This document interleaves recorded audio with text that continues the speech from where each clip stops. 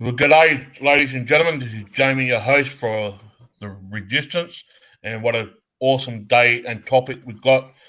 As many of you are aware, we've been doing shows on the coronavirus, COVID-19, but we decided to take a break from that and actually get down to Australia history.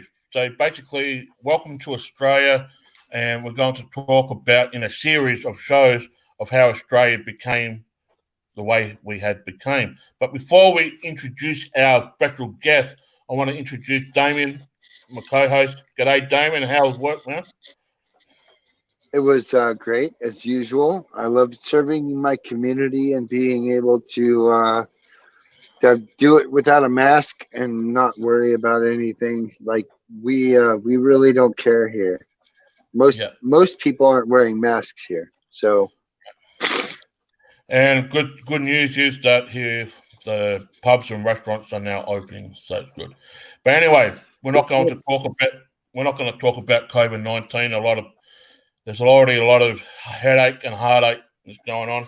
But before before we continue, we did an interview last week. We've done a couple of interviews with people that was at the event in Melbourne on Mother's Day, and we've got a special guest that commented on one of the interviews I've done. And I spoke to this gentleman on Thursday night, Australian time. We spoke for 4 hours talking about Australian history and how we became the way we became. So I decided, bugger it. A lot of you guys been talking about, Jamie, how did you guys became the way that you guys became? Have you guys got a constitution? You want to talk about the gun control? I said, yes, we are. But if I do a whole show right now, it's going to take 12 to 18 hours to do all that morale. So what we decided to do is do a series on Australian history on how we became the way we became. Nothing to do with the coronavirus or anything like that. We're going to talk about the proper traditional history of Australia, like the Anzacs and the Constitution, how that was all changed, and how the Crown and the monarchy really constructed all this madness in Australia. So you guys asked for it about history of Australia. I have got the person on. His name is Brett Payne from Melbourne. Welcome, Brett, to the panel. Thank you very much, Jamie. Damien, thank you very much for having me. Now, thank you for coming on because this is an important subject. And if I may add, you are still under British rule, correct? Oh, under the pretense of British rule, yeah, I would say, but no, we haven't been under British rule for quite some time. Yes, under the We're actually, pretense. That's yeah, what I mean. under that's right. Yeah. So yeah, that's the puppets. The Punch and Judy puppets. They're British Punch and Judy puppets. They're not UN Punch and Judy puppets. But it's just one of those things. Yeah. Yeah. So before we continue, Damien, Australia became a federation in 1901. We were already a country, but we became a federation, like a government federation in 1901. And leading up to the First World War, a lot of things happened. A lot of things changed in Australia. And Brett, can you just give the audience from 1901 to before 1908, because the topic we're going to talk about is starting around about 1907 onwards. I want you to just give the audience a bit of a brief history between 1901 to 1907, if you could. Sure. Okay. So essentially, we'll start off with federation. It was we the people federated, into one federal body. The states really had nothing to do with it, so they almost became redundant. But after that, we had a few flag changes, as the government sort of, I suppose, spread its wings, it decided to, give itself a little bit more authenticity and change things its own way. Everyone's got to do things their own certain ways when they get into places, and then really, I think it pretty much was sort of motoring along. It was quite stagnant, but it was motoring along, and then 1907 sort of, or actually 1908, 20th of August 1908 hit us when the Great White Fleet sailed into Sydney Harbour and occupied our territory in wartime conditions. Declared war upon us. And right now, Damien, this is the topic that we are going to start off with that you probably are not aware of. I'm going to share screen something, and we are going to talk about it. And this is the American plans, right? Well, to overthrow Australia. Yeah. It wasn't. Hold on. It wasn't American plans. It was British. It was British plans. It was the US. It was the US. It was really. US. Yeah. Yeah. Now, Damien, and that's interesting. Yeah. Now, Damien and Brett, can you see the screen? Is it coming up from the natural history? Can you see it, Damien? No. No, it's not. It's not screen sharing. So the U.S. was involved, even though even though Australia is under the British Crown, so to speak. The U.S. was involved in that. Yeah. Now, Damien, yep. Can you see the screen now? Yep. Yes. All right. This is from the National Historical Society of Australia. And this is a 2-part document, and I'll have to read it. And if anyone wants to ask questions, Damien or Brett, if you want to give a bit more detail, please stop me. Tell me to stop.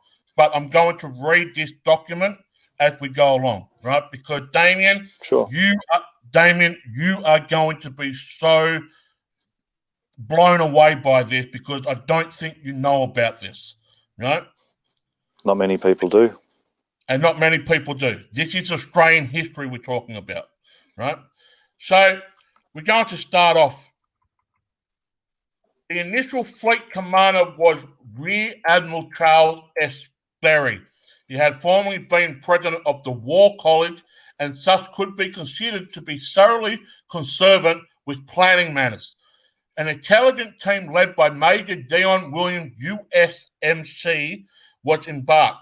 After the fleet had visited Japan, the admiral became stubbornly confident that a row with Japan was imminent. He therefore ordered that war plans be for the capture, now hear this, Damien, for the capture of New Zealand and Australian ports. These plans were based on the promise that they were used in case a war between the United States and Great Britain or a war involving those countries. This implies that the planners had in mind a war with Japan, in which Great Britain complied with the provisions of the Anglo-Japanese alliance and was on Japan's side. Today, this scenario may seem unlikely, but perceptions were different almost a century ago, and in any case, the Admiral had spoken. So despite overwhelming hospitality shown to the US Navy in both dominions, the vigilance intelligence teams were busy behaving away to produce their plans. This section will describe the plans for attacking Auckland and Sydney, Melbourne, and Western Australia will be covered in part 2. We will talk about in part 2 in this document. The Auckland attack plan in New Zealand. Capturing Auckland would provide the United States with the advanced base preparatory to attack Sydney in Waitemata Harbour in New Zealand. Auckland Principal Harbour was deemed easy of defence, but it was noted that there was no coastal artillery batteries, a deficiency which was bitterly commented on by the British and New Zealand officers with whom our intelligence officers talked at Auckland.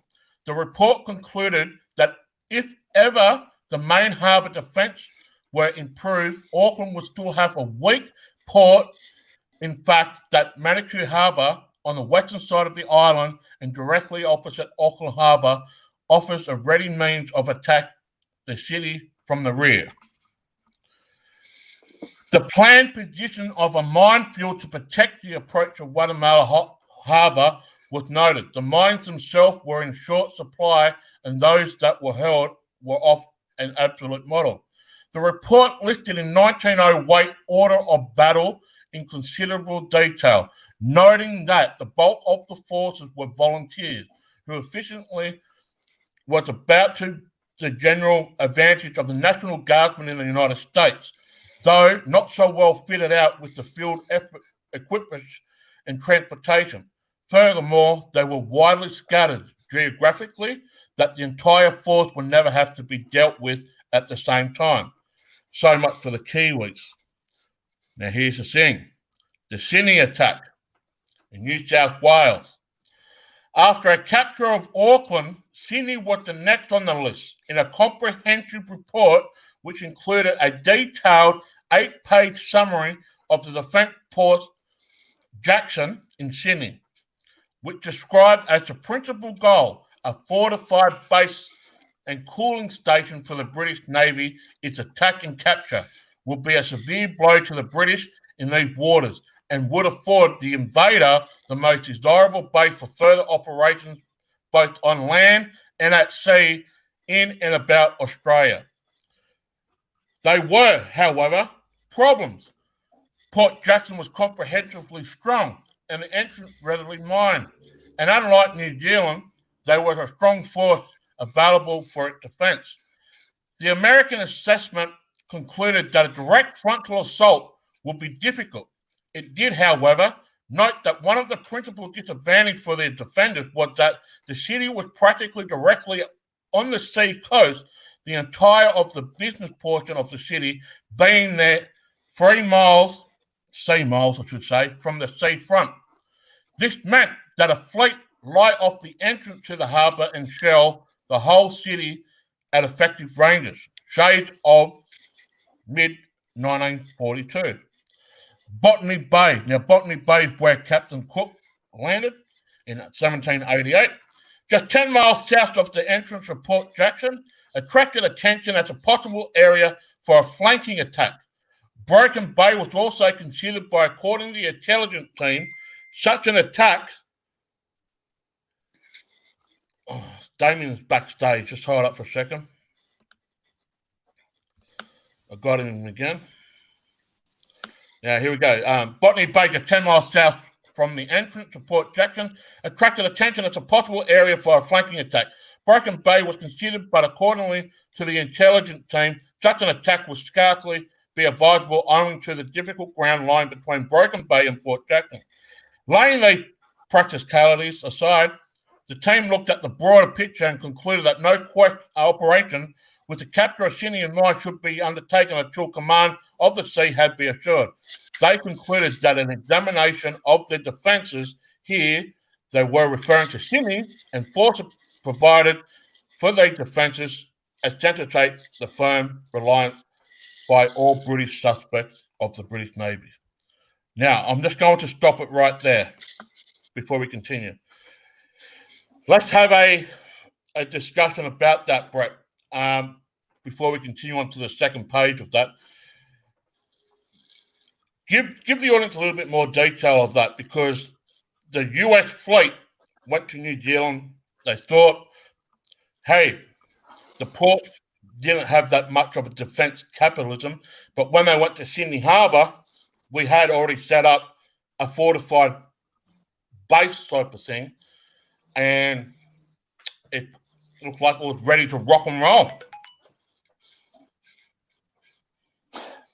Well, as far as that sort of stuff is concerned, I really don't know a great deal about the actual military capability of Sydney Harbour at that particular point in time. All I know is that it was futile because we ended up with the warships inside Sydney Harbour, and it was something new. Now I'll just go back a little bit before then, right? Or it still relates to it. Okay, so at the in the War of Independence that America had between America and Britain to try and win their land, they didn't actually win their land back. Okay, so essentially what happened was that that war ended in a treaty for both people or both sides to stop belligerence and stop the wartime activities. So essentially, the good old US of A is still British held territory, and like I say, they didn't actually win this War of Civil Independence or whatever it was. Essentially, the only really thing that came out of that particular war was the emancipation of the African American. It was like I say, it was a mutual agreement to cease hostilities, and essentially sort of like the Queen sort of like said, okay, well, if you forget about it, we'll forget about it. And next thing you know, J.P. Morgan's calling in a debt from 1788 in 1907 because none of the Civil War debts had been paid. So he calls in the debt, and next thing you know, it nearly bankrupts the US in 1907. Then there was actually a what was it? What did I call it earlier on, Jamie? It was the banking collapse of 1907. Google that, and America was just about to the wall, absolutely to the wall. So essentially, they had to, because they didn't gain their independence, they didn't gain their own territory. What they then had to do is they had to go out and they had to seek territory to dominate, so that they could have their little provinces, so to speak, because they. I agree, 100%. I agree. So, yeah. So then next thing you know, America's off on their whirlwind tour to occupy in Lieber Code and Hague Convention documents and international laws. Soft targets, which is essentially Australia and New Zealand, and like I say, when they entered Sydney Harbour, they did so with their guns drawn. So it's like someone walking into a bar. Damien, just imagine someone walking into the bar in Texas, right, with their guns drawn, going, "Hey guys, what's going on? Hey." What would you think about that? And smoking a cigar as well. Hey, it's like, yeah, good on you. Put your guns away, otherwise we're going to blow your head off. But sadly enough, we were fooled, because when they said, "Oh, no, it's nothing serious. We're just gonna give you a trial." It's like, yeah. And again, stupid Australians didn't understand that they're giving us a trial in international law of Lieber Code and Hague Conventions and Geneva Conventions and all that sort of stuff. So, basically, on the 20th of August in 1908, we became militarily occupied in a bloodless war, bloodless coup. Essentially, it's just an economic war. But they did, I would assume that there was some sort of hostilities, and the Americans just would have said, "But hang on, your armies, they're all out on sheep stations, and it's going to take you 3 months to amass your armies. So, and in that time, what will stop us walking through all of these sheep stations one by one?" So it put Australia's government arm up their back, and they've gone, "Oh, well, okay, bugger." They couldn't actually attack back on the ships once they were in Sydney Harbour, because to do that you've got to have martial law established, and there was just not enough time to be able to do that without the Americans essentially sitting in Sydney Harbour, reeling out shells and from all of their ships, because there was about, I think, 11 or 12 ships in total. So here we are. We become a subsidiary corporation of the good old US, mate. It was awesome. Great times. So basically what you're saying is that we'll basically put under martial law around that time in 1908, yeah? Yeah, well, once they essentially occupied the territory, and occupied territory is considered to be a territory of the enemy and a territory of the state. So, yep, we basically became under military law or martial law straight away, as a new proclaimed a state of the US, which is why when the treaty series, the ATS treaty series, was brought out in 1910, it was brought out on the 26th of January. 26th of January, which then became our nation's day. You know, and that was our day of not our independence, but that was our day of our official occupation of the US. Well, funny you mentioned that. I'm going to share screen that and talk about the International Convention Treaty Trade in 1910. I've got it here. Just give me a couple of seconds. We're going to talk about them, and we'll go back to that 1908 if we can. But here's a. Can you see the screen? The screen. Yep, certainly can. Yep. This is the Australian Treaty Series, Department of Foreign Affairs and Trade in Canberra, International Convention concerning the laws and customs of war and land, The Hague, 18th October 1907, entry into force for Australia in January, the 26th of January 1910, and it's Australian Treaty Series. And we're going to read down this if we can. But before we go on, it was also it's been updated in 1999, and it's still currently enforced. Yep. So let's just read this one and see where we can go from here, because the International Convention concerning the laws and customs of war on land, and funny enough, that is all in capital letters. International Convention concerning the laws and customs of war on land, all in capital letters. But here we go. Yep. All Roman statute. Yep. So here we go.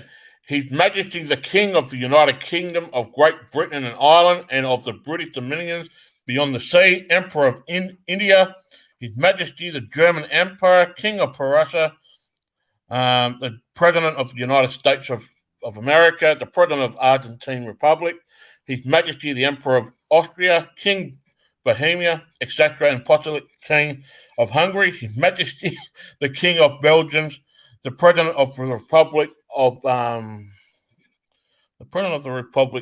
Bolivia, the President of the Republic of the United States of Brazil, His Royal Highness the Prince of Bulgaria, the President of the Republic of Chile, the President of the Republic of Colombia, the Provisional Governor of the Republic of Cuba, His Majesty of Denmark, the President of the Dominican Republic, the President of the Republic of Ecuador, the President of the French Republic, His Majesty the King of Hellas, the President of the Republic of Guatemala, the President of the Republic of Haiti, His Majesty the King of Italy, His Majesty the Emperor of Japan, His Royal Highness the Grand Duke of Luxembourg, Duke of Nassau, the President of the United States of Mexico, the Royal Highness the Prince of Montenegro, His Majesty the King of Norway, the President of the Republic of Panama, the President of the Republic of Paraguay, Her Majesty the Queen of Netherlands, the President of the Republic of Peru, His Imperial Majesty of Shah of Peru, Persia, Her Majesty the King of Portugal and of the Algarve, His Majesty the King of Romania, His Majesty the Emperor of all of Russia, the President of the Republic of Salvador, His Majesty the King. I'm not going to say all the rest. Anyway, continue. Yeah, it's a long list. It is a very long list. It is. Anyway, I'll continue. Considering that while seeking means to preserve peace and prevent armed conflicts between nations, it is likewise necessary to bear in mind the case where an appeal to arms may be brought upon by events beyond their responsibility to control.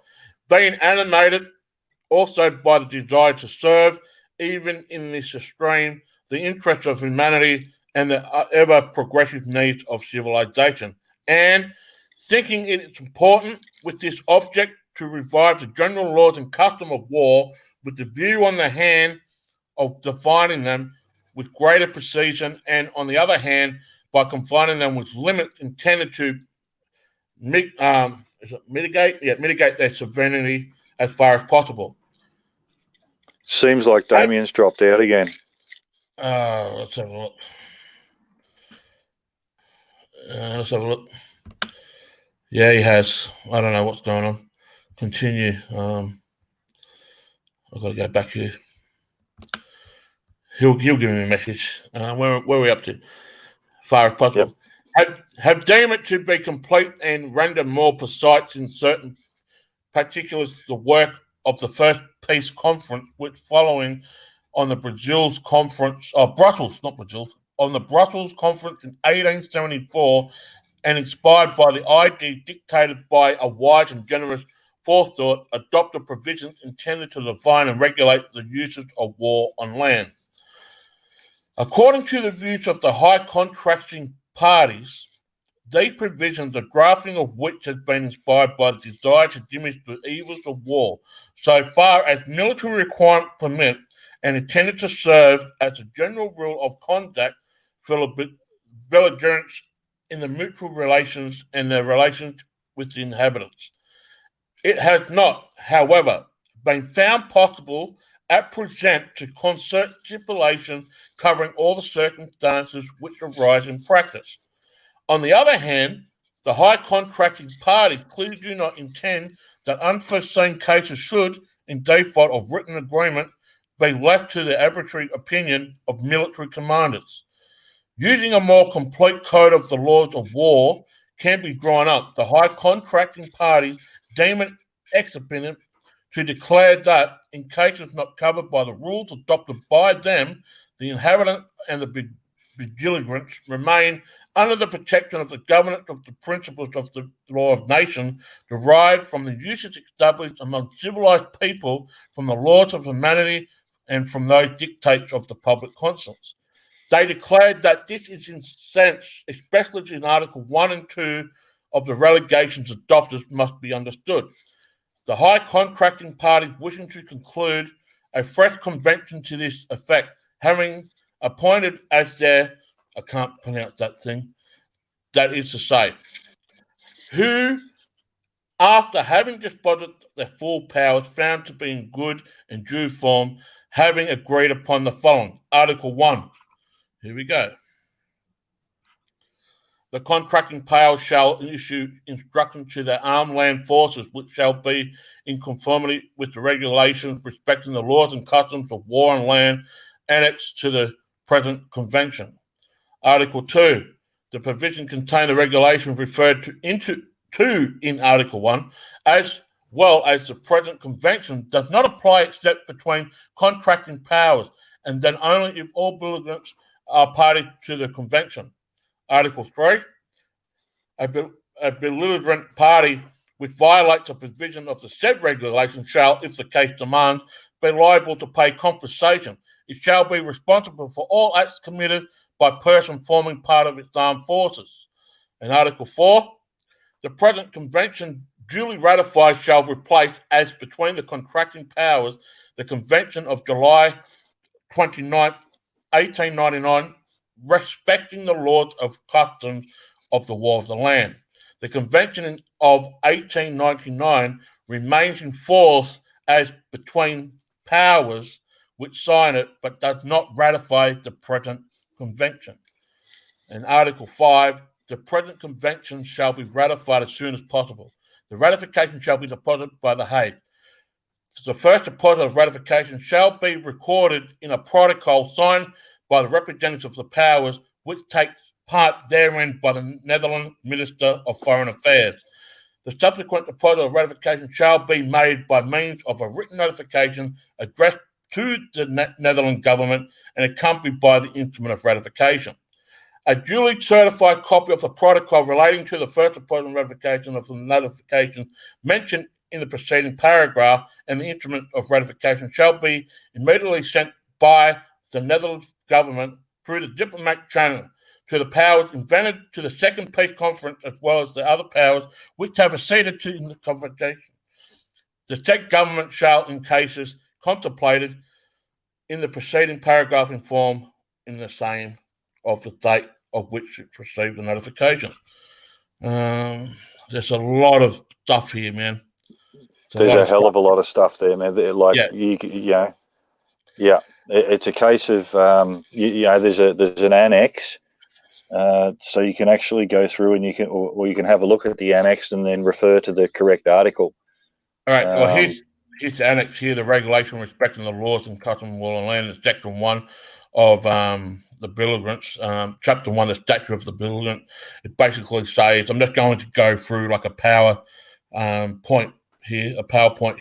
The laws, rights, and duties of war apply not only to the army but also to the militia of volunteer corps fulfilling the following conditions, and that may be commanded by a person responsible for a subordinate. They must be fixed, distinctive sign, recognisable at a distance. They must carry arms openly. They must conduct their operations in accordance with the law of the customs of war. And in countries where militia and volunteer corps constitute the army or form part of it, they are included in the Dominican Army. And it goes through like so that actually covers protests and stuff, man. Yeah. So when you're doing a protest, you form a belligerent line, and it's essentially a battle line. It becomes a battleground. Then because you're being belligerent, they can then do whatever they like, but then they can pick you off one by one as they do. That's. Yeah. So Chapter 2, we're only going to go through. We've got to go through pretty quickly. Chapter 2 is the prisoners of war. They're pretty basic, simple, and then keep going. But that's every single citizen. Every single citizen in the country is a prisoner of war. Yeah. So, and that also goes back to, and I'm just going to stop the screen share for a second. That also goes back to it also goes back to the state that since that 1908 thing with the U.S. Navy, it goes to show that we've been prisoners of war for such a long time, Australia, because just have a look how much we've been raped up the backside by our own government since that time. And they're not actually our government, man. They're actually the foreign administration's government. Ever since 1910, we've never had a proper government. Yep, we never have. And I just got a message from Damien. He had to go. I don't know. Hopefully Damien can listen to this thing. He had to go, but there's a storm brewing over in South Carolina.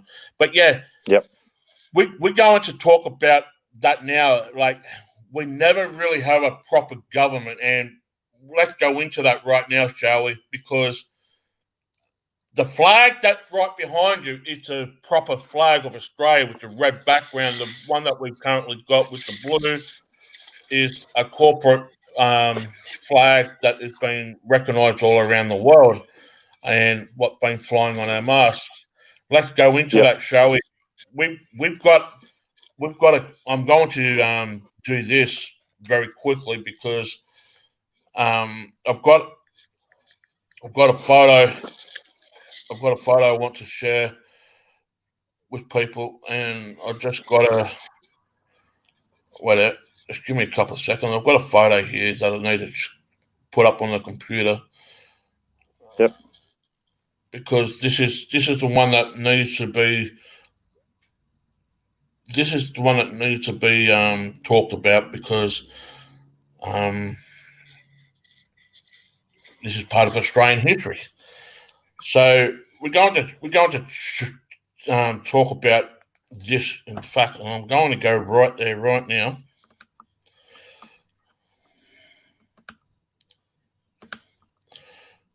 Okay, I've got to do a screen share. This is what we do.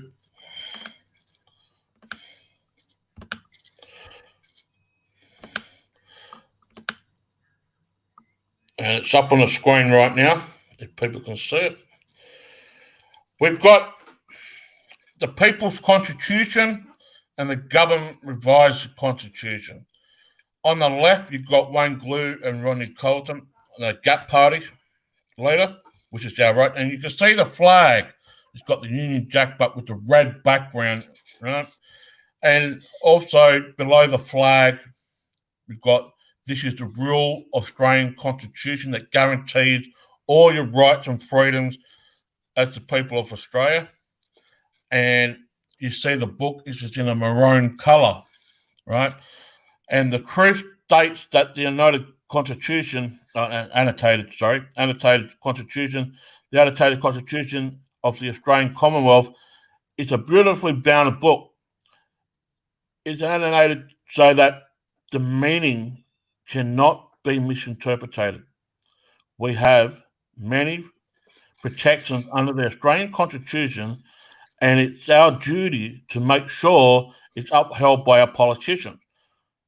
The Constitution can be purchased from Upmark after attending the Upmark Common Law course.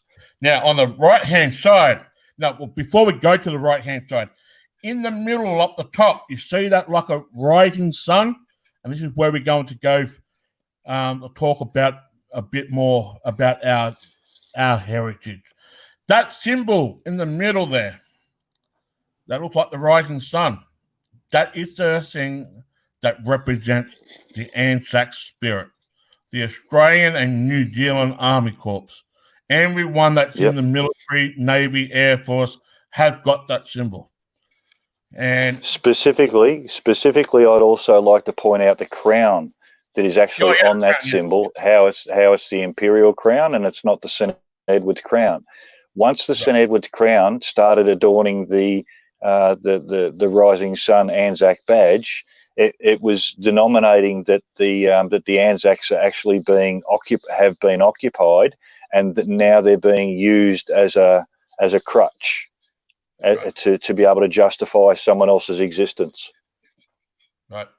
And as you can see, just on the left-hand side of that, you can actually see the proper emblem.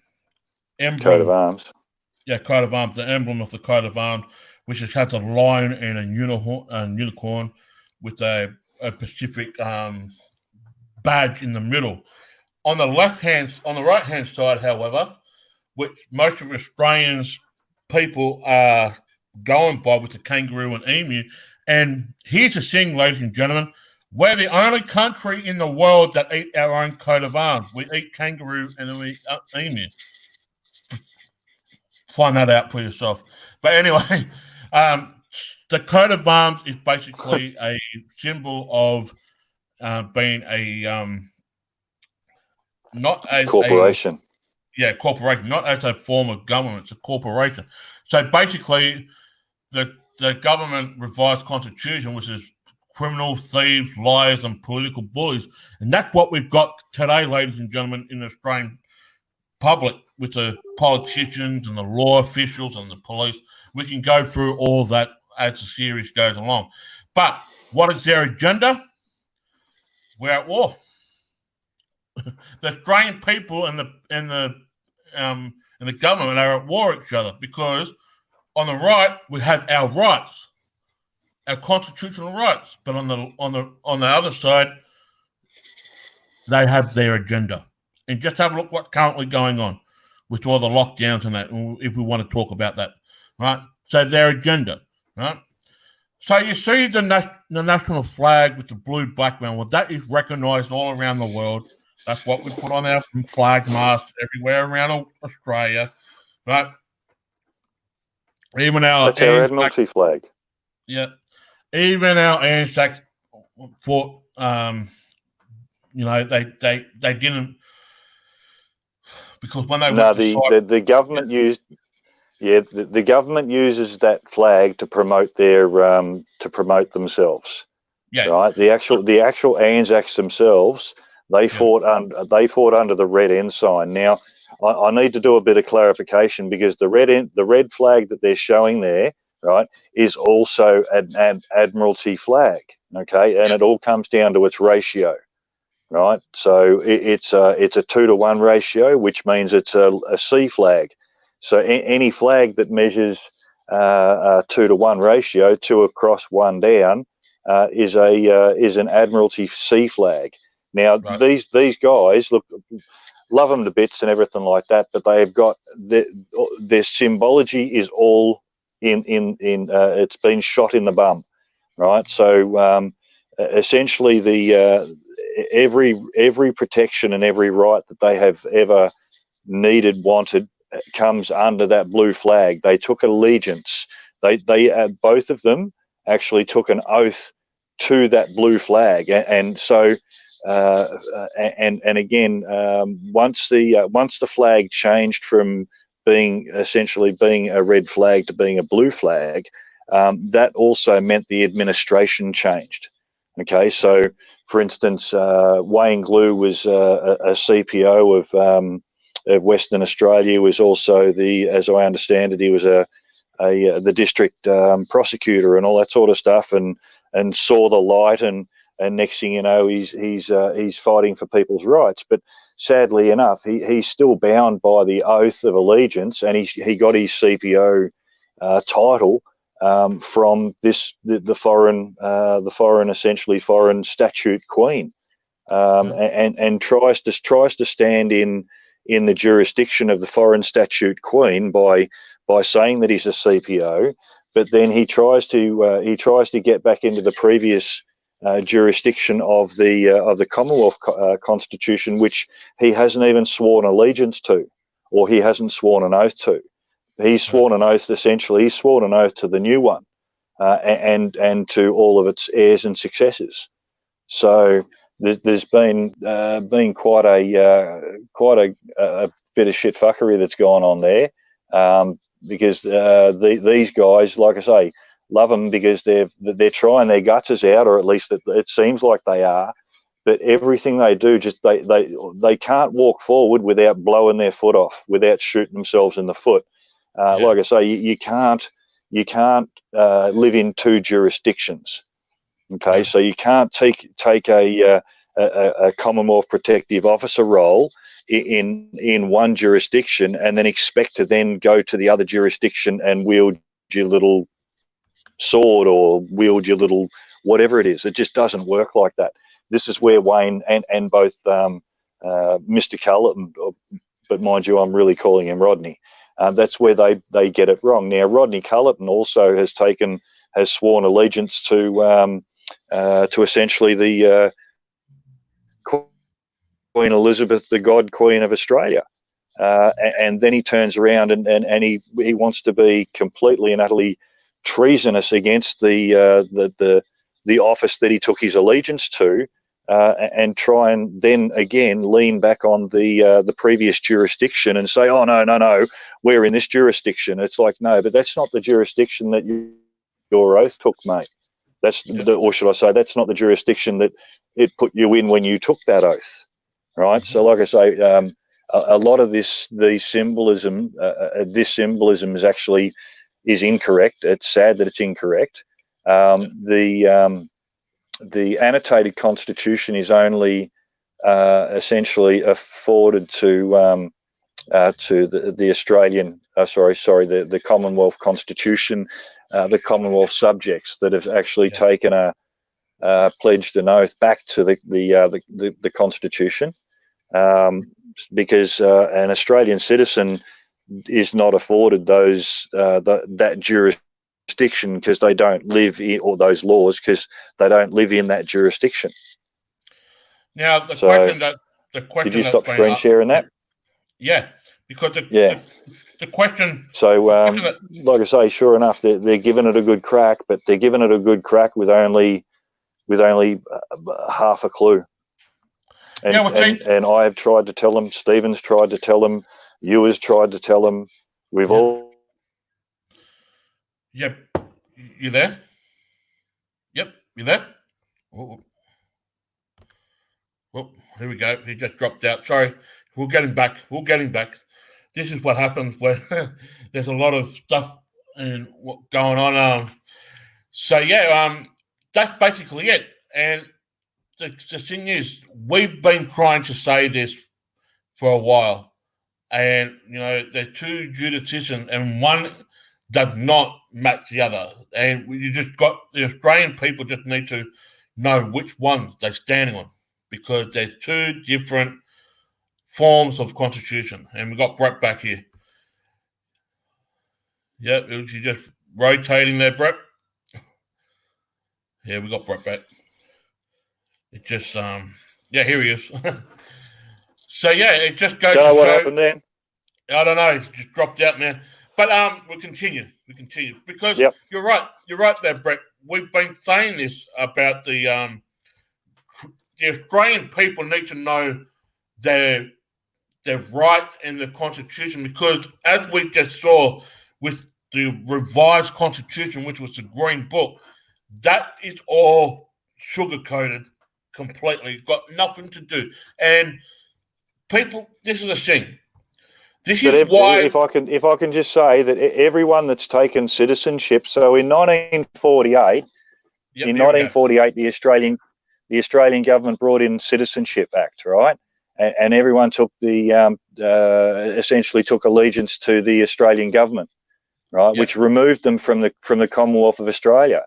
It put them into a completely different realm, a completely different jurisdiction, right? So it wasn't. And again, in 1973, we had another Citizenship Act, which again, whenever there's a Citizenship Act, it's a change of allegiance. Okay, it's a change of authorization, change of jurisdiction.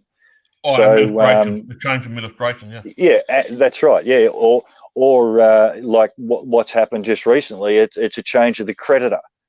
Right. Yep. So now, anyway, I won't go into that straight away.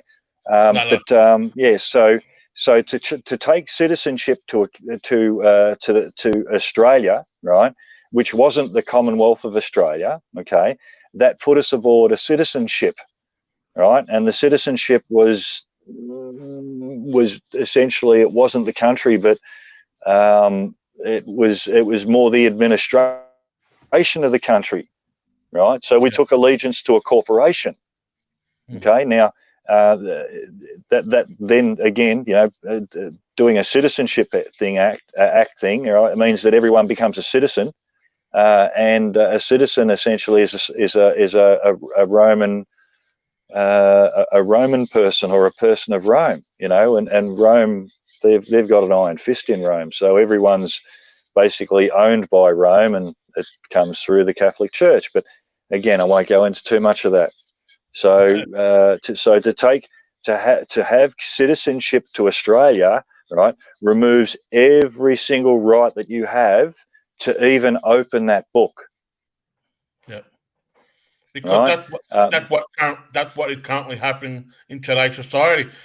They've cancelled all around. Like, we've got people that listen from America. We've got councils. You guys call it counties, right? It's the same type of thing. But our councils are giving away the citizenship like it out of fashion, right? You be here for 2 years. You can live here in Australia for 2 years, and after 2 years, you just go through this like a test, and you pass the test, you get a free citizenship, right?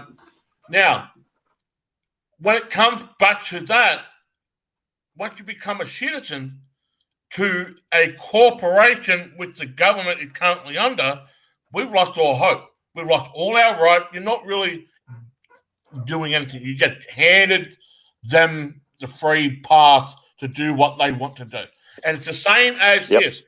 It's the same as this. If you have any of your name, whether it's your first, middle, or last name in capital letters, you basically become a citizen to the corporation. You're actually a dead entity.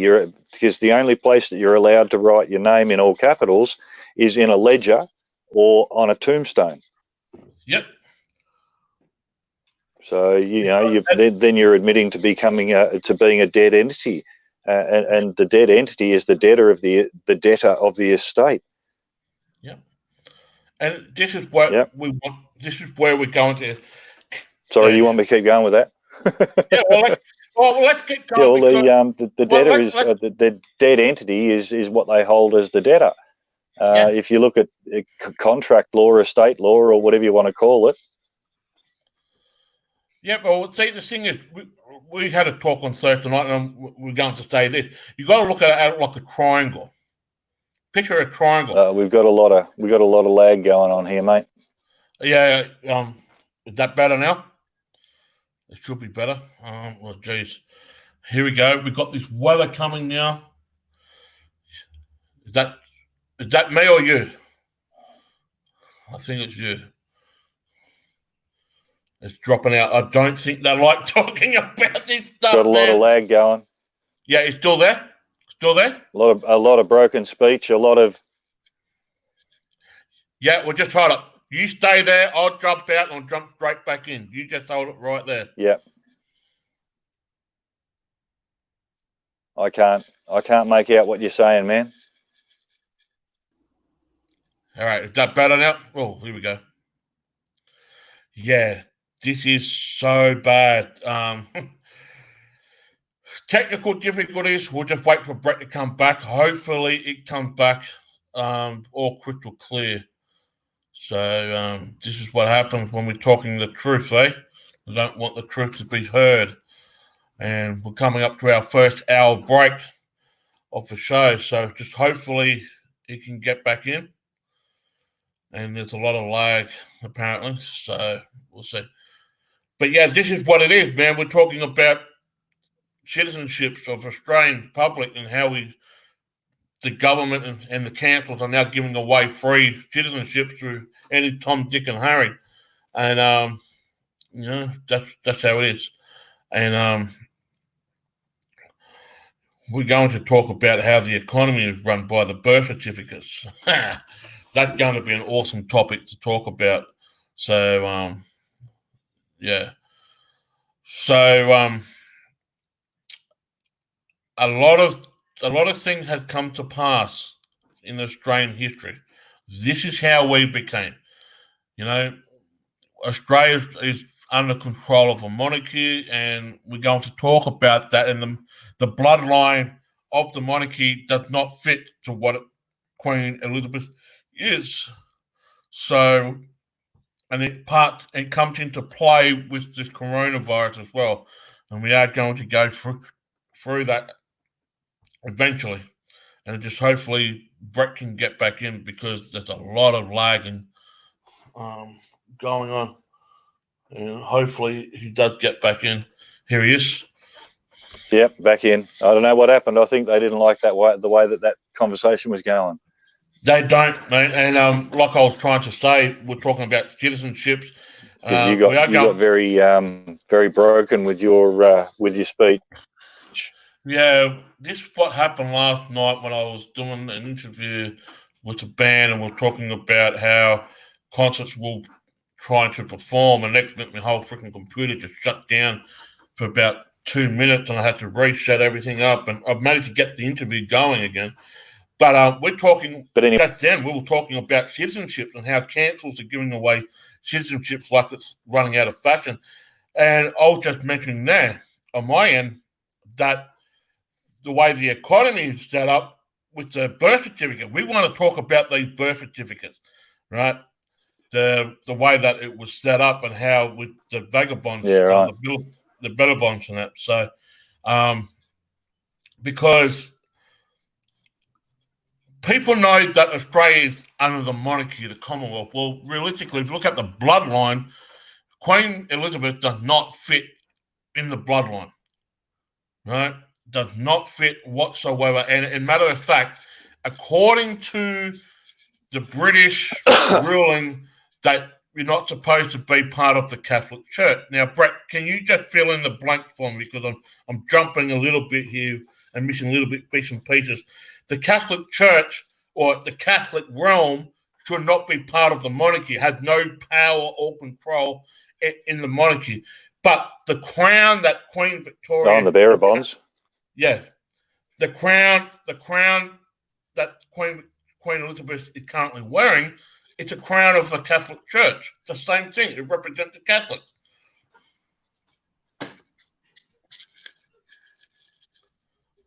Is that right? You still there? Jeez. Here we go again. You there, Brett? Okay, just hold up. This is what. Are you there, Brett? No.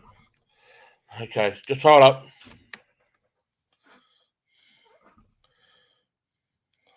This is what happens. It just keeps dropping in and out. We'll be right. We'll be right. We're getting back. See, we're talking about the history of Australia. They don't want to talk about the truth. The truth. But anyway, we're getting through this. We'll get through this. You know, Damien had to leave. There's a storm going over there in South Carolina. And we had some bad weather here in South Australia, and here's Brett again. They don't like us today, Brett. They seriously do not like us. No, there's a lot of buffering going on, that's for sure. Yeah. Yeah. I've got it all under control my end. So if you drop out, I'll keep talking, because on my end, it's working okay. It's on, okay. It just like Damien had to leave because there's a storm brewing over there. You saw the lightning and thunder earlier. That's probably why he had to leave. Here in Adelaide, we've been having rain since Tuesday, just starting to fine up now. But obviously, they don't want to talk about it. Now. I'll just go back to what I was saying. Queen Elizabeth does not fit the bloodline of the royal family. She's basically out of the left of field, so to speak. And the crown that she currently, the crown that she wears is representing the Catholic. Now, according to the British monarchy, that at one point of time that the Catholics should never be part of the British monarchy. But unfortunately, Act of Settlement 1701. Yep, 1701. Now we talk about the Billabong and that with the birth certificate. Let's go from Queen Victoria. Not Queen Victoria. Well, okay. Let's talk about the history of the monarchy, like from King Edward, or King George, King Edward, and Queen Victoria. King George V. Yeah, and we'll go from there, and then we'll go from that to the economy, because I don't want to jump from place to place. We're keeping it in uniform. So basically, the Anzac spirit. We spoke about that. We spoke about the treaty deal, and that. Now let's go a bit forward with the monarchy. How all that changed? It changed. The whole thing changed in like the Constitution, especially when Queen Elizabeth came, 1954, after the Second World War. That's when everything changed. That's when everything changed. But so but there were a lot of the processes were put in place before then, man. So it does. I mean, that's what happened. The removal of kings and the non-coronation of other kings, and then backpedaling and going for King Ralph, and finding out that King Ralph had a child to one of his nursemaids or something like that, and her name's Elizabeth. But anyway, we won't go there. But yeah, essentially, it has been since Queen Elizabeth came along and installed her crown over the top of our crown. So, which means essentially that her crown is in usury of our crown, because we're an occupied country. So even if we go back to what the US did in 1908, they would have essentially they did it on their own behalf. They didn't do it on behalf of the British occupation. Like I say, they needed their own territory. So without their own territory, they couldn't consider themselves to be a proper nation or whatever. I don't know. There was no victory. There's no victory in just admitting that they'll stop shooting each other. Especially when they sacrifice so much. So well, that's another thing too. South Australia, and this is what I was going to bring up the other night when I was speaking to you on the phone. South Australia was not colonised than the other states and territories in Australia. South Australia became their own state, basically. Their own. No one colonised South Australia. So how did that come into part when you were talking about occupation, like occupying land? Because if South Australia was not colonised, how did that come into play? How did the occupation come into play? Yeah, okay. I'm just going to speculate here, and I will say that South Australia would have been, and it's known as the City of Churches. So South Australia would have been essentially the church-bound institution and dominion of Australia at the time. So therefore, it sort of like didn't need to be colonised because it was the church. Yeah. And from what I understand, it used to control the Northern Territory as well as South Australia. Yeah, that used to be all one territory or one piece of. One major. Yeah, one state, and can't remember the year that they did it in, but they ended up fractioning it off and calling it, Northern Territory and doing all that sort of stuff. Yeah, well, that's what we want. That's what we're going to do in the series as well. Is talk about when they started to occupy the borders for different states, because New South Wales wasn't actually called New South Wales. It was like New England or New Holland. Sorry, well, that New was Holland. Australia. Yeah, New Holland. Yeah, Well, funnily enough, there's a story behind that. You want to hear the story behind that? Yeah, let's give the audience the history lesson, man. Yeah, a little bit of a story. Okay, so when they were mapping the east coast of Australia, they sort of made a mistake because they thought they were actually mapping the west coast of Canada, because Canada was meant to be New South Wales. Yeah. So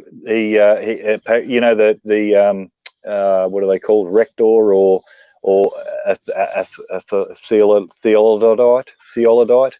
The thing that they point to the stars, he had it like 180 degrees around, and he was sort of like on the opposite part of the astral plane that he was meant to be, and it turned out that was Australia and not the west coast of Canada. So that's just a bit of a urban myth, but I actually read that. Yeah, and also apparently, I don't know if you know this, Brett, but apparently the border between South Australia and Victoria, it's actually in the wrong spot. They marked it out in a different spot. It's supposed to be an extra 500 yards or whatever, further than what it is. And there's been a bit of a battle. I know the township out there that's been fighting for years and decades, trying to move the border across. Apparently, the border, how they design it, was now what the state border now is not in the right place. It's supposed to be. Yeah, no, that's right. Because for the longest time, what I've known to be the border of New South Wales was even the Victorian side of the Murray is also considered to be New South Wales.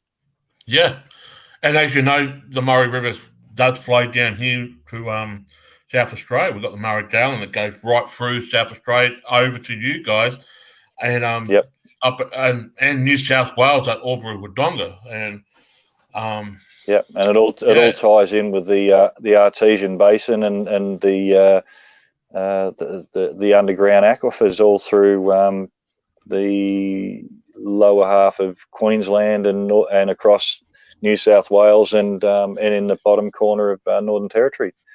It all gets fed. Because when we look at it, when they, like I mentioned before, the colonisation of South Australia was totally different. Well, like we weren't colonised, as I mentioned. South Australia was not colonised; we were governed. But when we look at Victoria, that's because a church essentially is a government. Yeah, and we weren't governed.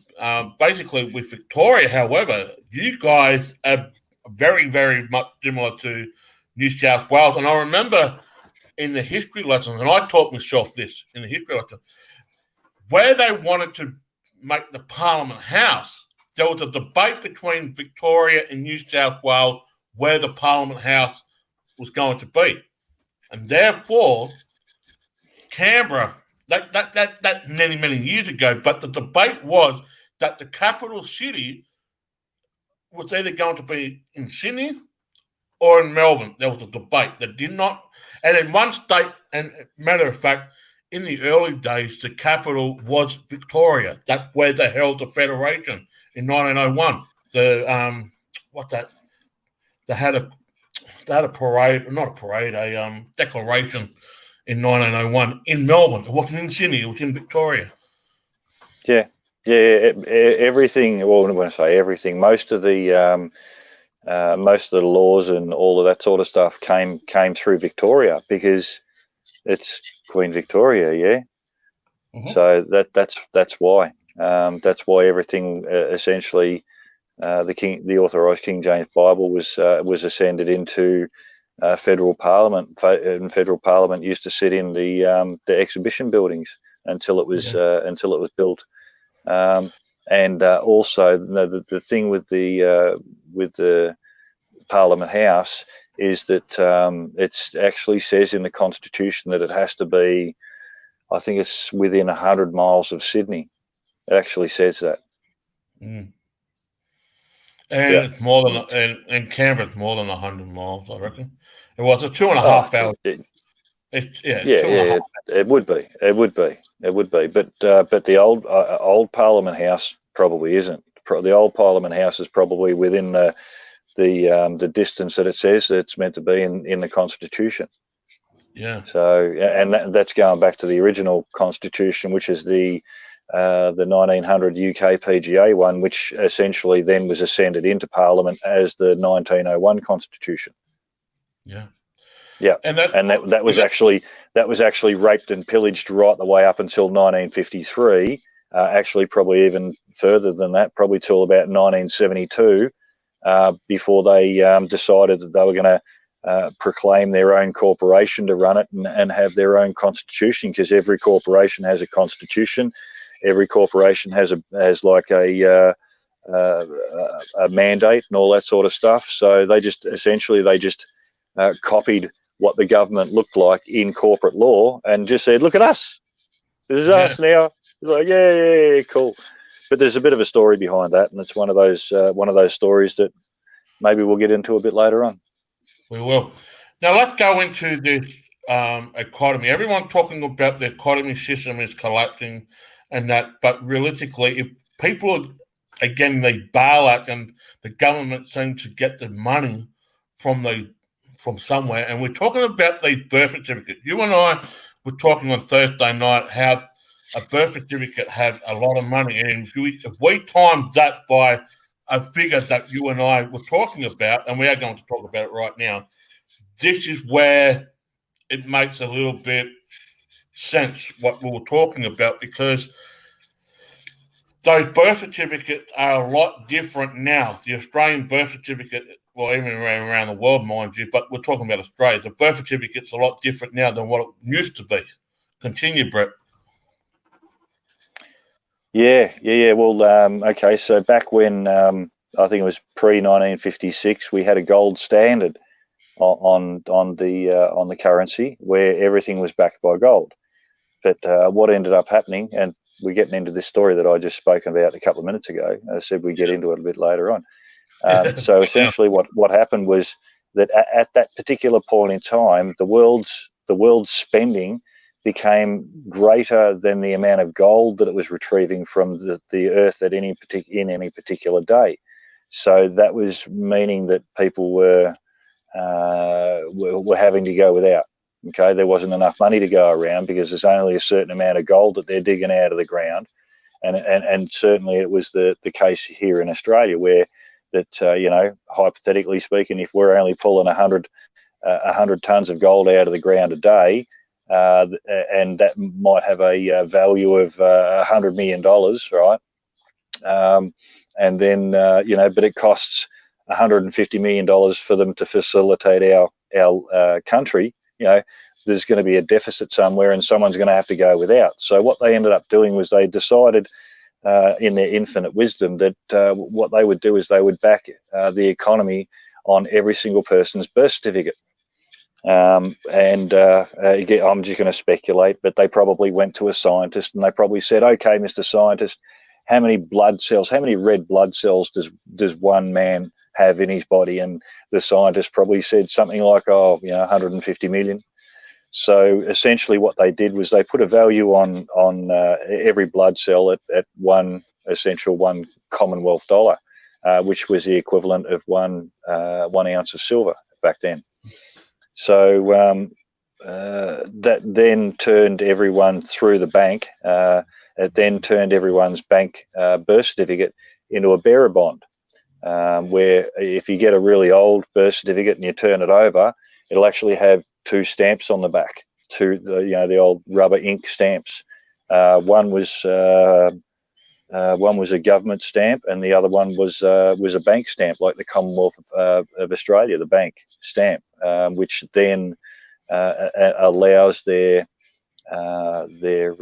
stock exchange, their international stock exchange, to trade you or trade that bearer bond in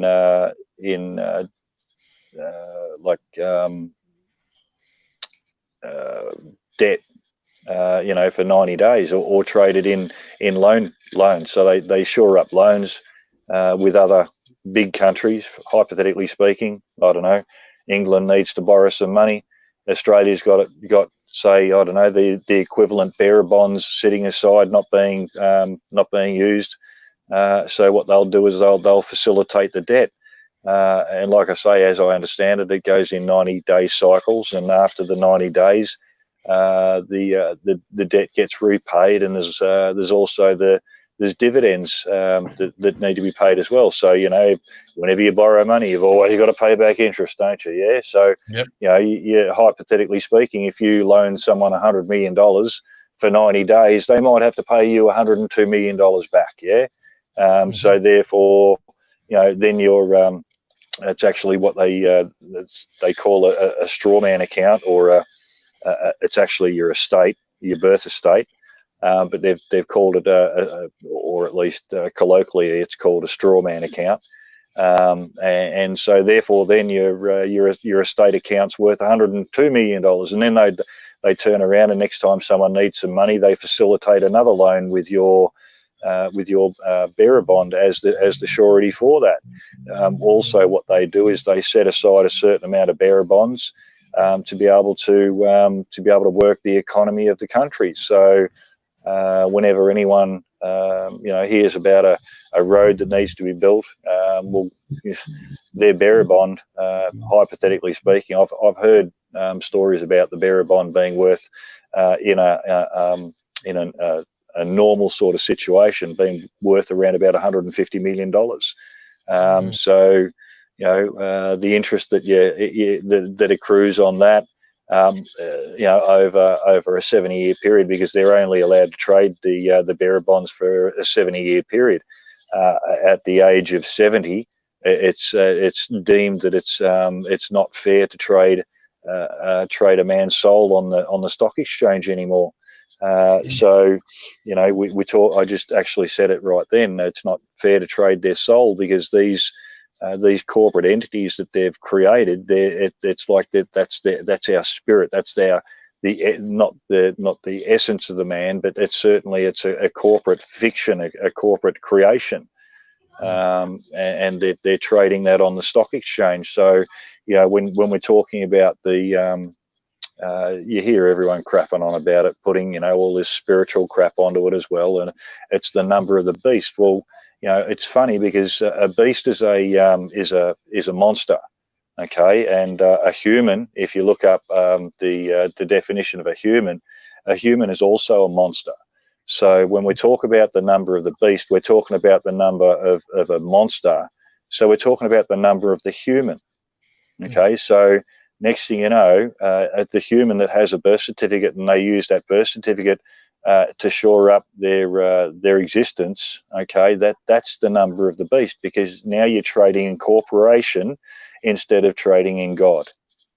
Okay, because the administration of the estate, it used to be the church until everyone took citizenship to a foreign corporation. The church used to be the administrator, and the church used to essentially keep Satan away from his men and women in the trilogy, the estate trilogy, right? Where you've got the where's the camera? Okay, so you've got the administrator up the top. You've got the okay, we're backwards. Okay, so you've got the debitor on that side, or the debtor on that side, and then you've got the creditor on this side. Okay, so the administrator used to be the church, and when hypothetically when more than 51% of Australians took citizenship to a foreign government, that removed as majority rules, that removed the church from the administration of the estate. And so then what happened, that there was no debts were being facilitated. There wasn't any facilitation between the the office of the creditor over here and the office of the debtor, right? So it was just in stagnation. And this essentially, like I say, it started in 1948. So what ended up happening was that then when Queen Elizabeth came along, because she saw that there was no administrator for the estate, and so she stepped in and she goes, "Oh well, I'll be your administrator for the estate." So she's actually trying to do the right thing, right? She's actually really trying to help us here, because otherwise, you know, if she hadn't have done that, by the time that hypothetically speaking, by the time that 1970 turned around, you would have already literally been living in the Thunderdome, you know, the Mad Max Thunderdome, right? Because there just wouldn't have been any facilitation of any of the credit from the people in the country to the governments of to be able to do anything. So because that's where the creditor and the debtor come into it, right? So again, what they sort of did was the Queen Elizabeth came in and she ended up being the administrator of the estate. Well, what ended up happening was that in 1973, like I mentioned earlier, they had another Citizenship Act, right? Which then again, once everyone took the citizenship to Australia, right, it removed Queen Elizabeth from being the administrator of the estate, and it put then the debtor, right, on this side down here, which was government, right? So the debtor is the government, the creditor is you and me. Okay, so if we go, the debtor is Brett Robert Payne, right? And the debtor is the government, okay, because the government facilitates the needs of the creditor, right? Whatever the creditor needs, the government puts the infrastructure in place: bridges, roads, hospitals, schools, that sort of stuff, right? Well, when the office of the administrator became empty, right, again, there was no debt and there was no flow between the two lower offices. So what the government turned around and did was they turned around and they've gone, oh well, okay, so we'll be the administrator. So they proclaimed their little corporate government as the administrator for the estate. And then what they did was they split our birth name into our Christian name and our dead father's surname or dead grandfather's surname. Okay. Yeah. So essentially, then on this side, the debtor became Payne in all capital letters because he's dead, right? Yep. And the creditor on this side became Brett Robert. So I'm, even though I'm not the debtor, I'm the creditor, right? They hold me as being the debtor because I consent to them writing my name in all caps. Yeah. Right. So I consent to that contract. Right. So it's quite simple as that. It's you accept the corporate name, the dead entity name. Then you also accept the citizenship, and you accept everything that goes along with it. And a citizen, it's funny, because the actual definition of citizen comes from Chinese, from what I can understand, Chinese and Roman. So city refers to Rome, and Zen is the Hom, Zen sort of stuff, and Zen actually means mind with no mind, which means that, okay, so there's lights are on but nobody's home. That's what mind with no mind means, right? So to be a city Zen means that you're a person of Rome who doesn't think for themselves and is told what to do and graciously obliges and does it and then pays taxes on top, because they're just slaves, essentially. Right. A citizen is a slave of Rome. And I remember this very well, looking back in time. Even though I was born in 1979, I do remember this because there was a lot of history that my parent taught me when I was a kid. It was when Gough Whitlam got removed from office because of the Governor General. And that was back in 1973, 74? It was actually 70. It was actually removed in 75. Now I'll just clarify that for you, okay? So everything that Gough Whitlam did, okay, he did under instruction from Queen Elizabeth. Yeah. Okay, because after, like I say, after she took the administration, right, in 1953, it only took her 20 years to become bankrupt. Okay, because she was trying to facilitate 148 different countries. Okay, so she actually became nearly put her house into disrepute. Now, if that had happened, she would have lost the monarchy, and she might have even also lost her head, literally, right? So what she did was she turned around and she incorporated her monarchy, and the reason why she did that is because she had to take a loan with Rothschild. She had to take a loan with the IMF, and once the IMF agreed to the loan, they said to her, okay, so no worries, we'll lend you this money, but that means that you have to incorporate your monarchy. And that means that there's going to be shareholders, and we're going to be the 51% shareholder, and you're only going to be the 49% shareholder because you've got nothing but essentially equity, right? She only had property. She only had estate. And that was the estate that she took off us, right, by coming along saying, oh, yes, I'll be your queen, right? Yeah. Right. So essentially the Rothschilds turned around, or the IMF turned around and said, because you've got nothing to back you except for collateral or your estate, we're going to take the 51% usury of the actual corporation, the incorporation. So essentially, what that did was, once she agreed to that, every single Commonwealth country also had to become incorporated. Yep. Right. It was a no-brainer. It had to happen because she was put under administration. She was put under receivership administration. Right. Liquidation, receivership administration. That's what administration is. People. When I'm talking about our government being an occupying administration, it means that they're in liquidation of our estate. Right. That's what it means. Right. You don't have a government, a proper government being called an administration for any other reason. Right. Mm-hmm. They administrate. Right. Admin is traitor. That's what administrator is. It's admin is traitor. Right. So anyway. Basically, because the Queen had to incorporate her monarchy, she had to incorporate every single country in the world that she was in control of. Now, when she did that, right, she incorporated, England for herself, and of course, she had to register her name as the trading name for the corporation in the UK.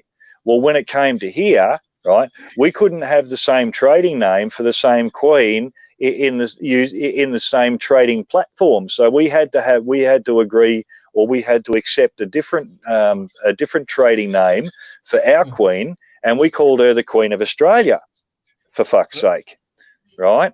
Who the hell's the Queen of Australia? She's nothing. She's just a corporate construct that's on a piece of paper. Yes, sure enough, it does represent the Queen, okay, but that's just as much as what my birth certificate represents me. You know, my birth certificate and all of the corporate contracts that go along with that. That's not me, right? That, sure enough, that's my person. That's my person that I use to trade in commerce.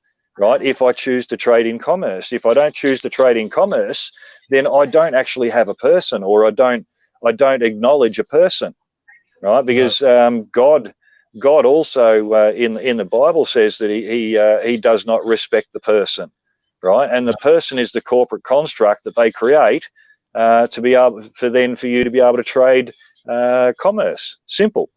Right, so you know we go back to the number of the beast and all that sort of stuff. It's all got to do with corporate law. It's all got to do with the state law. It's all got to do with that triangle trilogy, right? So if you put, where's the camera again? There it is. Okay, so if you put a 6, right, and have the tail coming down into the center, and you put a 6 and have the tail coming down into the center, or we've got to go backwards, and then have another 6 down in this corner, and have the tail coming into the center, right? You've got 6, 6, 6, 6, haven't you, right? But essentially, you've also just drawn the trilogy of every single corporate contract in the world. It's all bound behind that. And if we go back one step further, that's also the trilogy of God, the Father, the Son, and the Holy Ghost. That's a trilogy as well, because where 3 stand in my name, I shall be there. So, which is justification. So again, with the corporate contract, if you don't have 3 people standing or 3 persons standing, you've got no contract. Yeah, it's quite simple, you know. So every one of these people that are claiming back their citizenship or revoking their citizenship or whatever, right? What they're doing is they're no. Oh, geez, that was not supposed to happen. They just cut Brett off right there and then. Do you see that, ladies and gentlemen? You see that? They just cut him off. Hopefully he'll get back. That was not meant. Wow. They literally cut it off. Wow. Here it is, folks. Here it is. Wow. That was not, man. They do not want to talk about Australia history the way we are. Jeez. Wow. Oh. But isn't this is just this is what you guys were asking for, about how did Australia become the way we've become. And this is going to be a series, folks. It's not going to be all jam-packed into one episode, because we could be here for hours, like 18 hours. We're going to spread this out as accordingly. We're going to talk about the Anzacs, talk about Port Arthur, gun control, all that, and how we became the way we are. You guys asked for it, you get it, and this is how it is. We just had Brett just completely booted. Wow, man, this is unreal. We'll get Brett back on. He'll jump back on, but wow. They are, with the current situation that's going around, this is just wow, man.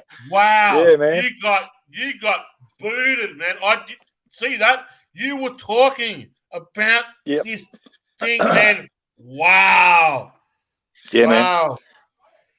Yep. Well, they cut our telephone conversation short the other day, didn't they?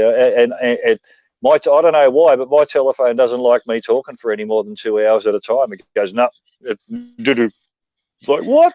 I didn't even touch a button. Fuck. Yeah, but this was different.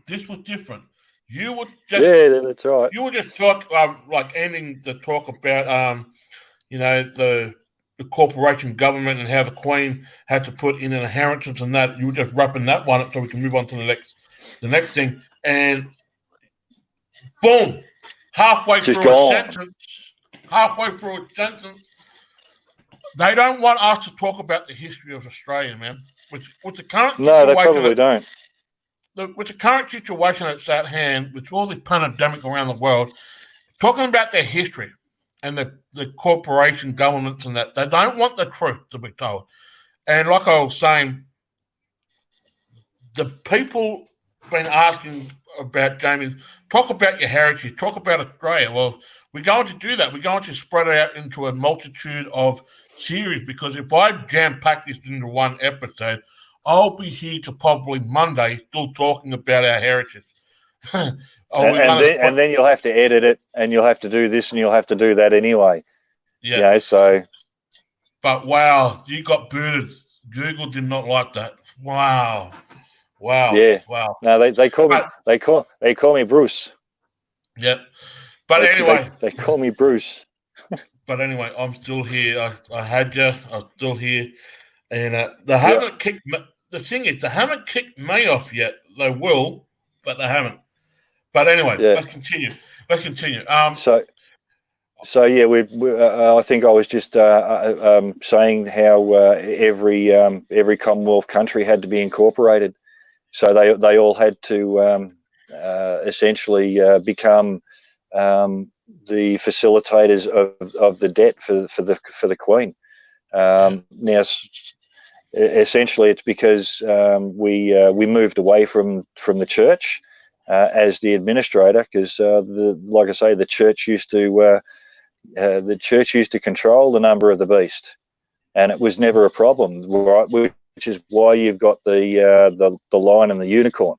Okay, so the unicorn is representative of and symbolic of mankind, and a unicorn is not actually a unicorn. It's actually called a unique horn, right? Yep. So the unique horn is formed, and it's actually a horn is symbolic of a kingdom. So when the unicorn becomes or when the horse becomes a unicorn, it means the people have united, and they have a dirty great big horn off here that will, metaphoric anyway, that they then turn around and they then have the ability to gore the lion, right? And the lion essentially is the monarch, right? And the lion is Satan. Okay, but the lion is the monarch, and the monarch essentially holds the rule of power, holds the rule of law, and also keeps the balance of yin yang going. A little bit, yeah, sure enough. It's probably not the best way to say it, but you know, the Jesuits have got that saying where. What is it? Division through strength, or something like that. They'll I can't remember what the saying is, but it's quite a strong saying where they say that, you know, well, okay, so you want to strengthen something up, expose all the weaknesses of it. So let's play on the weaknesses so that the strengths will come through. But so yeah. Basically, the unicorn, the unique horn, has to be controlled, because and it has to be chained, because if the unicorn gets out of its chains, right, it kills the monarch, like it did in 1901 when they unchained the unicorn in Queen Victoria's reign, and next thing you know, the monarch is dead. And 2 years after, I think it was so they unchained it in 1901, and then they rechained it back in 1903 because it did the job that they wanted it to do, which was to kill off the Queen. Yeah. So and look, whilst we're on this subject, talk about crown viruses. Everyone's got the cooties, mate, right? Because you know, the coronavirus is just a crown virus, which means that essentially everyone's denying their birthright. Everyone's denying the fact that they're a man or a woman, or essentially a man.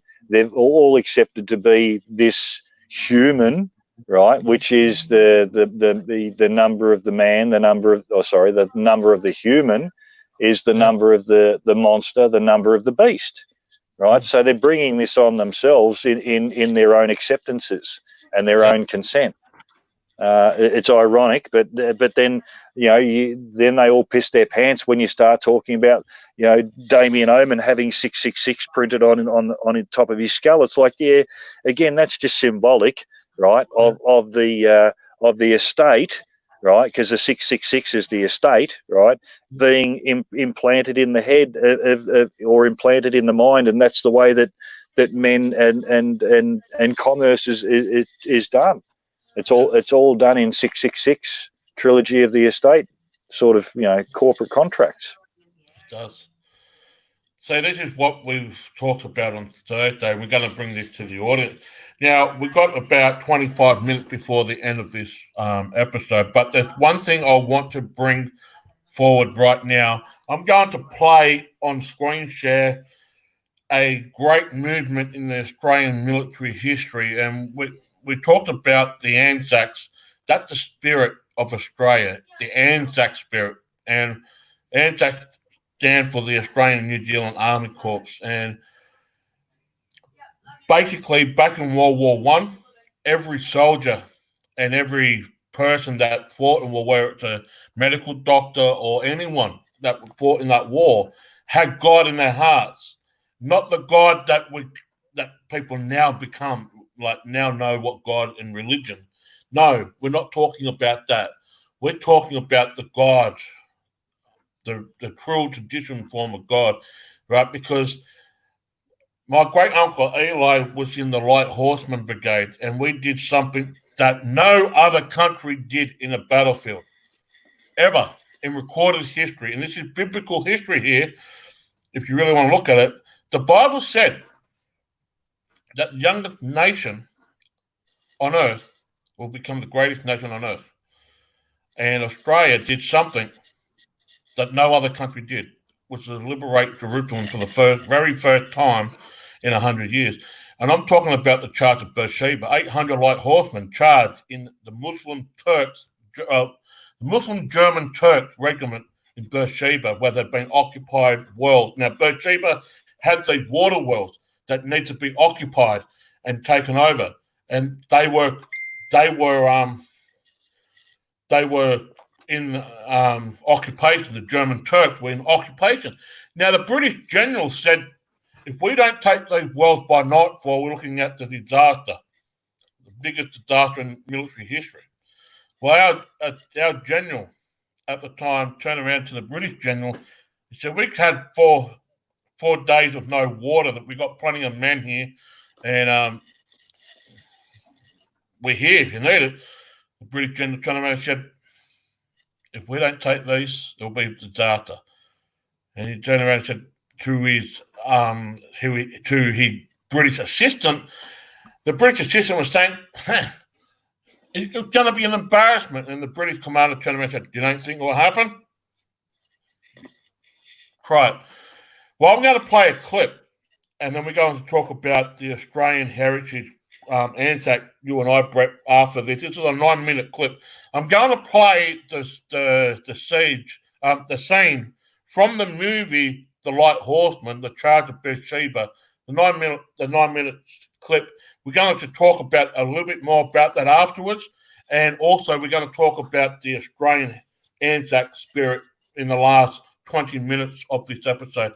So let me unplug here so we can get some audio. Here we go.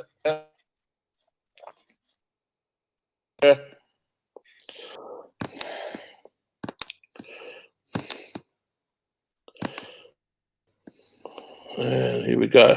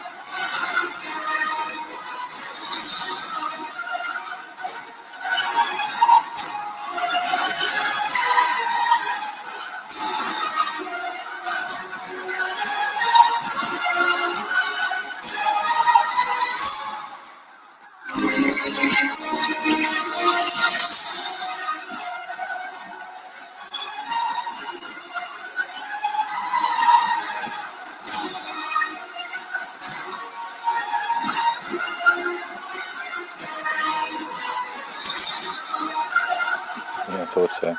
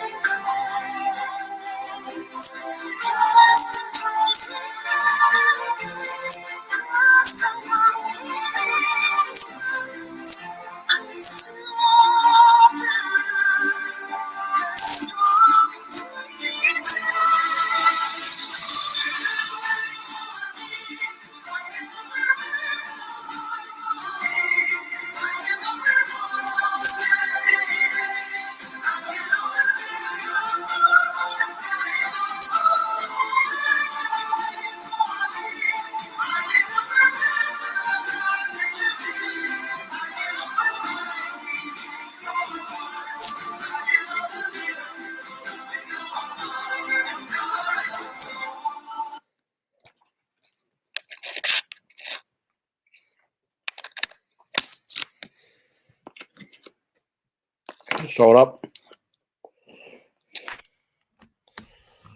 So yeah.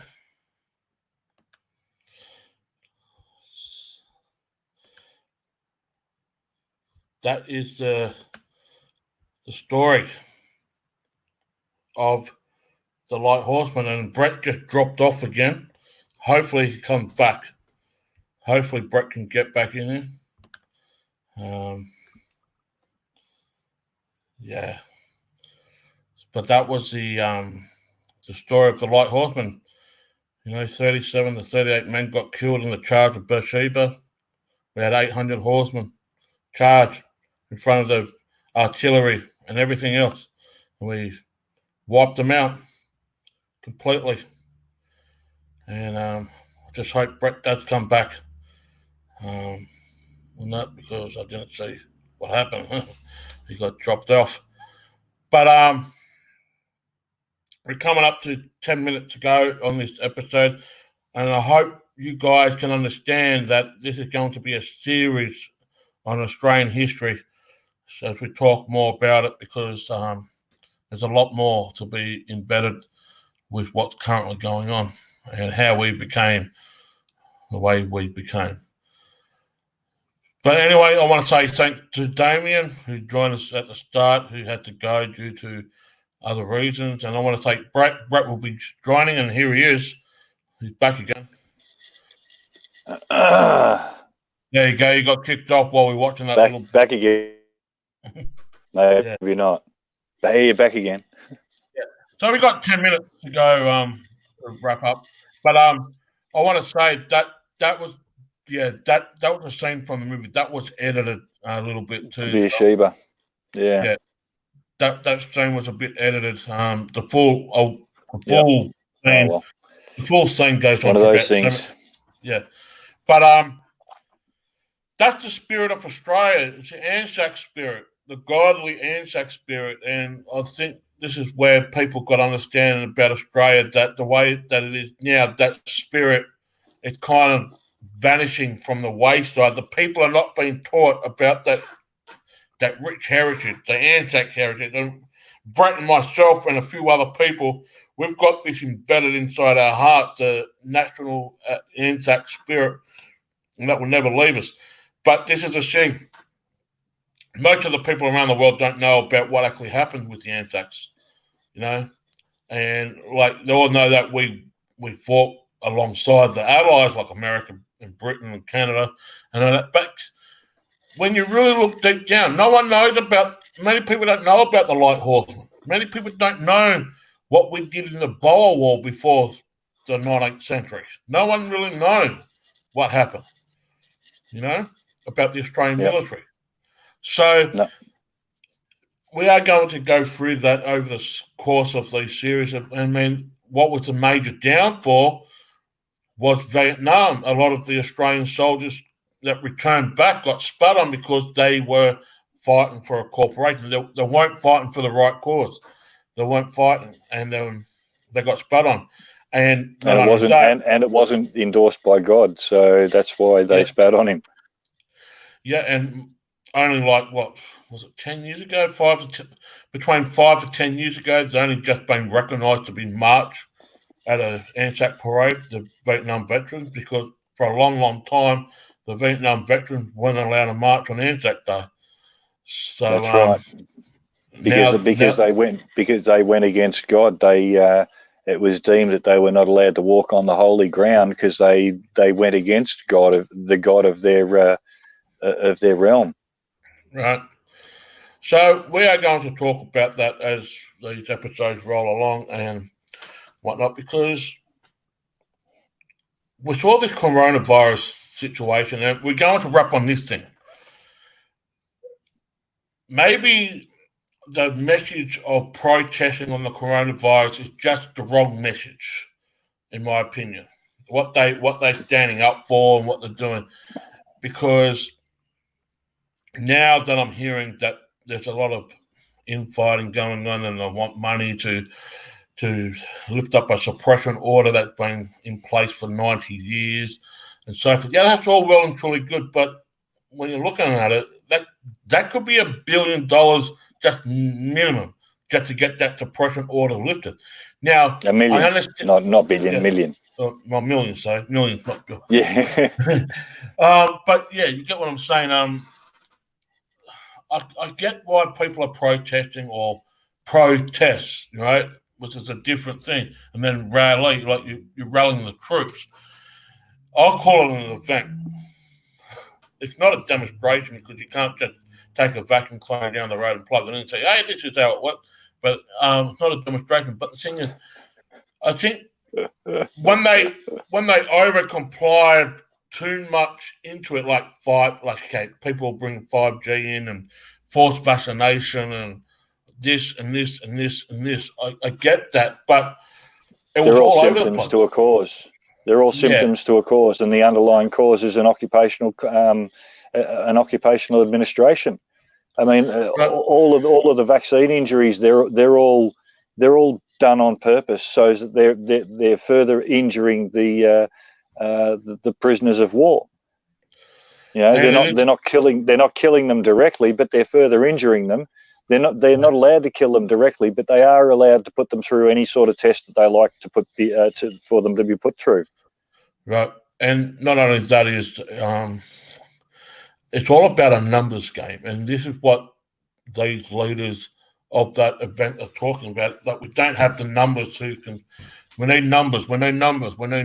Well, we got 25 to 27 million people in Australia. You half that down by 12 million, and then you half that again by 6. So if you get call it 8 million, yeah. So probably about 8 million, about a third. Yeah.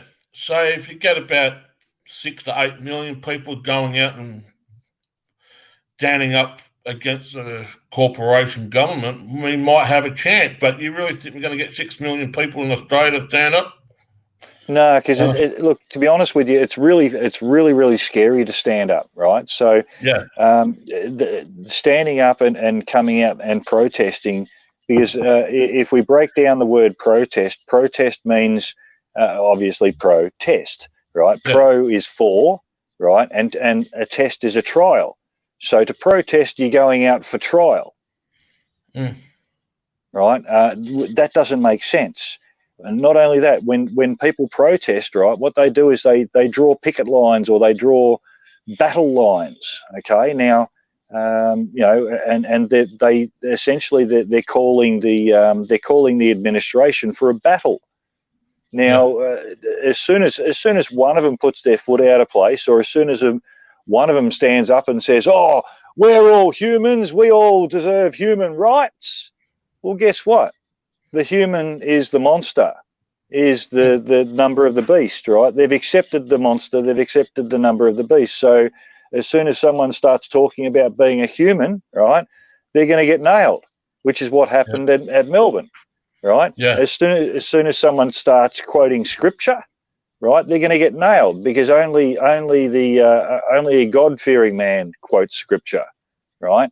Sadly enough, a lot of people don't understand that God is not universal, right? No. God is specific to a culture, right? That's why they're called cultures, is because every land has a cult or a cult following, right? A culture, right? Every different nationality has their own idiosyncrasies, you know, like the Irish, to be sure, you know, and you know, all of that sort of stuff. So, you know, to think that God is universal means that the Irish don't go, to be sure.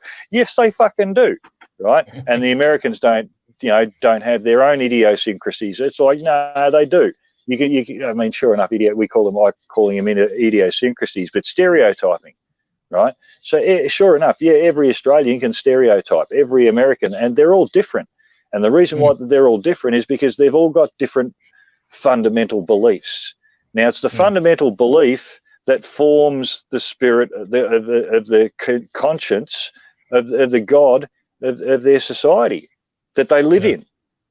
Right, you know, the Bible talks about God not transcending waters, which means that God lives on a particular land and doesn't travel to another land. He stays in that land because he has to concern himself with the people of that land, rather than going off to another land and ignoring these people here. So God. You know, God is I think, what's her name, Joan Osborne.